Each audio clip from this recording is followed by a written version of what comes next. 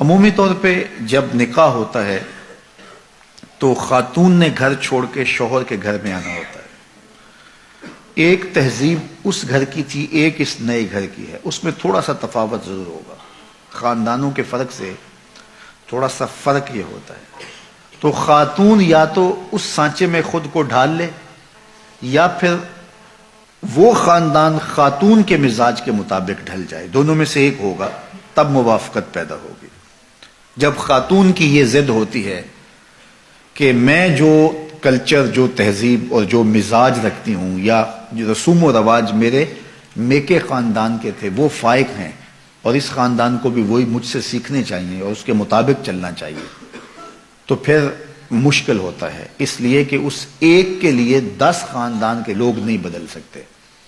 تو اگر یہ اپنے آپ کو ان 10 لوگوں کے مزاج کے مطابق ڈھال لے،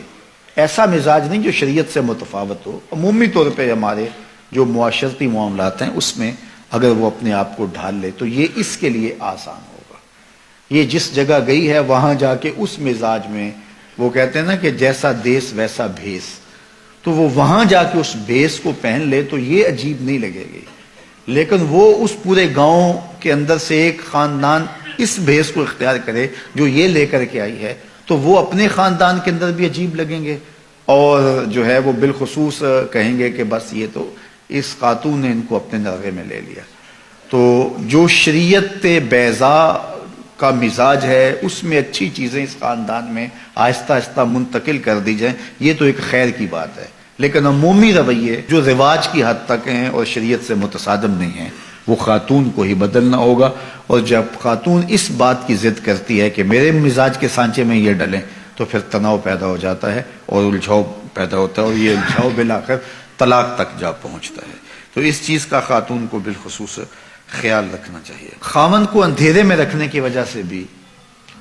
باہم تناؤ پیدا ہوتے ہیں۔ بعض خواتین بہت چالاک بننے کی کوشش کرتی ہیں اور بہت سارے چھوٹے چھوٹے امور میں گھر کے اخراجات اور دیگر معاملات سے لے کر کے جو ہے وہ خاندان کے دیگر امور تک اپنے خاوند کو اندھیرے میں رکھنے کی کوشش میں لگی رہتی ہیں۔ ایسا ہوتا نہیں ہے، کچھ خاوند ایسے ہوتے ہیں جو ان کو کسی چیز کی سمجھ نہیں آتی ہے، لیکن عمومی طور پہ اکٹھے رہتے ہوئے یہ بات سمجھ میں آتی ہے۔ تو بعض تو کہتے ہیں کوئی بات نہیں، یہ ہوتا ہے، لیکن بعض کے اندر طبع کی سختی اتنی ہوتی ہے کہ اس کو پھر گوارا نہیں کر پاتے، اور پھر عورت اس عادت سے مجبور ہو کر پھر دوبارہ اسی کام پہ آتی ہے، اور پھر آہستہ آہستہ یہ اختلاف بڑھ جاتے ہیں اور کس دن طلاق تک بھی نوبت پہنچ جاتی ہے۔ اس لیے عورت کو کوئی ضرورت نہیں ہے کہ اپنے شوہر کو اندھیرے میں رکھے۔ شوہر اس کو جتنی اجازت دیتا ہے، جتنا آگے بڑھنے کی، اخراجات کے حوالے سے، رشتہ داروں کے ساتھ معاملت کے حوالے سے اور دیگر جو ہے وہ معاشرتی تعلقات کے حوالے سے، بیوی کو اتنا ہی آگے بڑھنا چاہیے اور شوہر کی مرضی، مشاورت اور رضا کے مطابق ہونا چاہیے، تو اس سے انشاءاللہ ایک خوبصورت ازدواجی زندگی جنم لیتی ہے۔ لیکن اگر خاتون کہے کہ بس نہیں ہے، میں خود اپنی مرضی کی مالکہ ہوں اور شوہر کو میں پتہ بھی نہیں چلنے دوں گی اندھیرے میں، تو ایک دن جب اس کی خبر اس کو ہوتی ہے تو پھر ایک دم اس کا غصہ عود کر آتا ہے، جس کے نتیجے کے اندر تلخی پیدا ہوتی ہے۔ تو خاتون کو یہ کبھی نہیں کرنا چاہیے، شوہر کو کبھی بھی اندھیرے میں نہیں رکھنا چاہیے، اس کی زندگی کھلی کتاب کی طرح اس کے شوہر کے سامنے ہونی چاہیے۔ حتیٰ کہ اس نے اپنے ماں باپ کو بھی ملنے کے لیے جانا ہے تو اس کو چوری نہیں جانا چاہیے، اپنے شوہر سے پوچھ کے جانا چاہیے، اور اگر وہ اجازت نہیں دیتا تو اس کے لیے بھی شریعت نے ضابطہ دیا ہے کہ ایک مدت اس کی مقرر کی ہے،